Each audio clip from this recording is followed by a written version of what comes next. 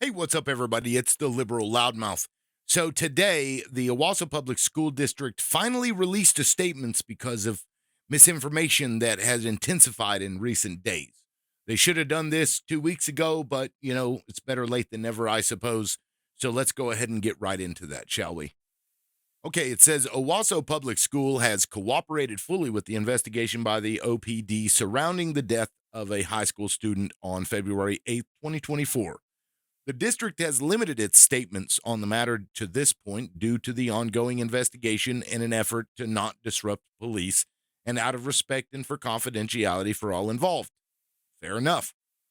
However, the speculation and misinformation surrounding this case has intensified in recent days. While there still may be pieces of information that the district will never be able to share due to federal privacy laws, we are reaching out to you today to address some of that misinformation, particularly statements that call into question the district's commitment to student safety and security. We understand the importance of ensuring a safe and inclusive environment for all students and know that the information below doesn't change the facts that a fight occurred on school grounds and a student passed away the next day. We have worked with the police to ensure the information provided below will not disrupt their investigation. On the afternoon of Wednesday, February 7th, 2024, a physical altercation occurred in the restroom at the Owasso High School West campus. Students were in the restroom for less than 2 minutes, and the physical altercation was broken up by other students who were present in the restroom at the time, along with a staff member who was supervising outside of the restroom. Now, I want to pause there for a second. So, what this statement says is that there was a staff member outside of the bathroom while Dagny Benedict was in there being beaten or in a fight or what have you, which may or may not have resulted in the death the following day. And that they were in there for less than 2 minutes and that staff members and other students broke it up. So, a staff member was standing outside the door while this altercation took place. Now, we don't know why the altercation took place. And from what they're claiming, it sounds like, the kids just started going at it in the bathroom and then the staff member went in there and broke it up with the students. Perhaps that's true. Perhaps it's an embellishment.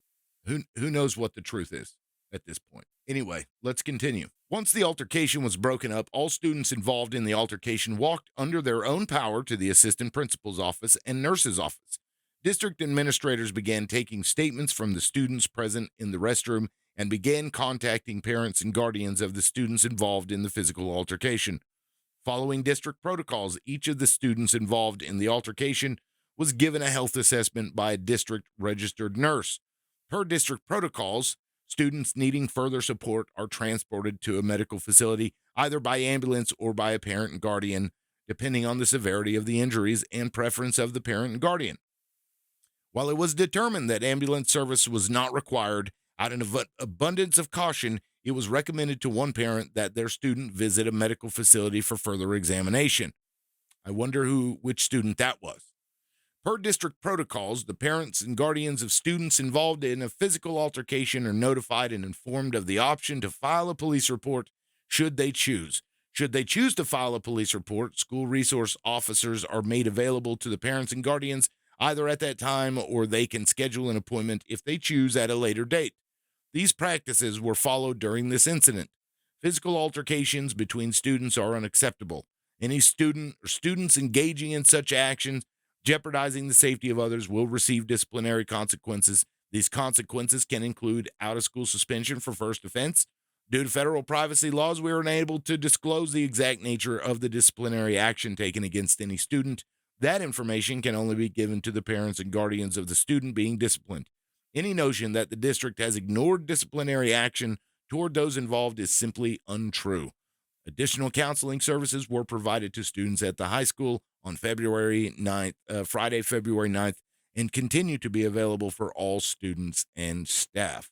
Now, what was described there is my experience of how things would have been handled while my kid was at school. And by golly, I hope that's how they handle it. I hope that this is exactly how it went down. Now, I know Paul Croft, he's the security director. He's a good guy. I know he's not going to put up with BS. Now, Margaret Coates, I don't trust so much. I have good reason not to trust this lady, but Paul Croft, I don't think that he would outright lie. I've seen him come out and make truthful statements, even to the detriment of the narrative that Margaret was wanting the school to have. So I would believe if Paul Croft was the one that wrote this message, I would believe everything it said. I mean, at this point, everybody began speculating. And the video that I just did yesterday was based off of reporting that had been done from people who knew the family members, right? And this is why it is so vital for a school to come out and make statements just like the one that they just made the moment that these things happen. And the fact that, well, we had cleared it through the police department before we made any statements so that it didn't disrupt their investigation. Well, then you know now that you can make these general statements about the things that happened at a school because, my God, you had a child die the day after they were in a fight at your school.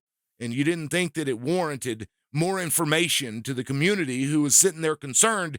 Are my children going to die? Am I going to be killed? Am I going to get beat up in the bathroom? Is the school going to protect me because they didn't protect this child?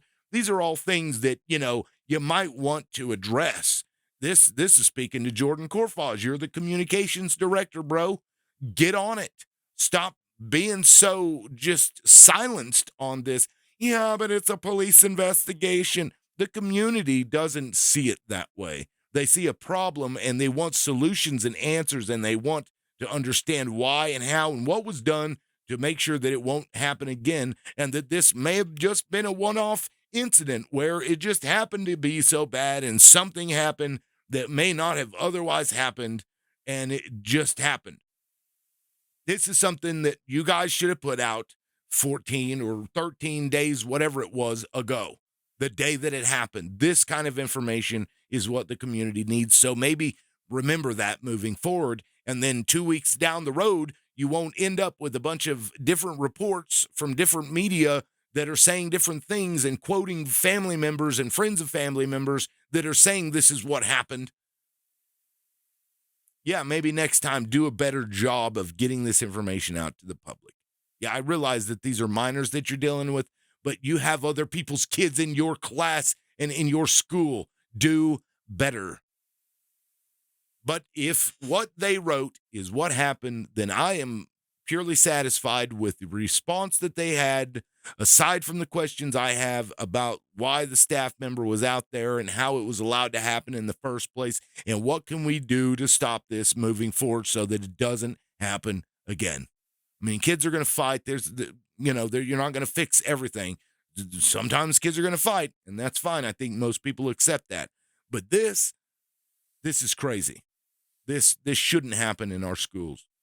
And, hopefully you are working with the police and not trying to just, shove this under the rug. Now, to those of you who are claiming that Owasso Public Schools is anti-LGBTQIA+, that is not true. This school is very pro-LGBTQIA+. They've got that's all she ever talks about, Stephanie Ruttman on the school board, and they even put parents of trans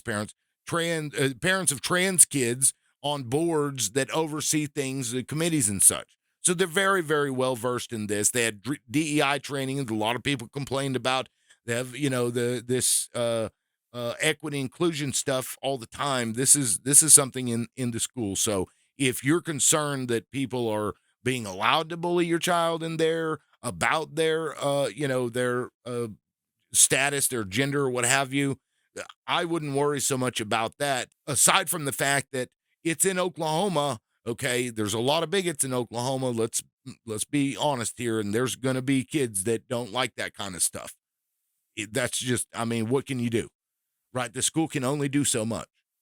So as far as I'm concerned, that answers a lot of the questions. I think every question that everybody had, and I think now we just wait for the results of the investigation, and everybody's concerns about it are now assuaged. So thank you for doing what you should have done 2 weeks ago, Owasso Public Schools. And I hope you get on that open records request pretty soon, because I'd still like to see what the conversations you guys were having internally were like. So don't forget, I put that in there yesterday. All right, thanks everybody. This is the Liberal Loudmouth. We will catch you next time. Peace.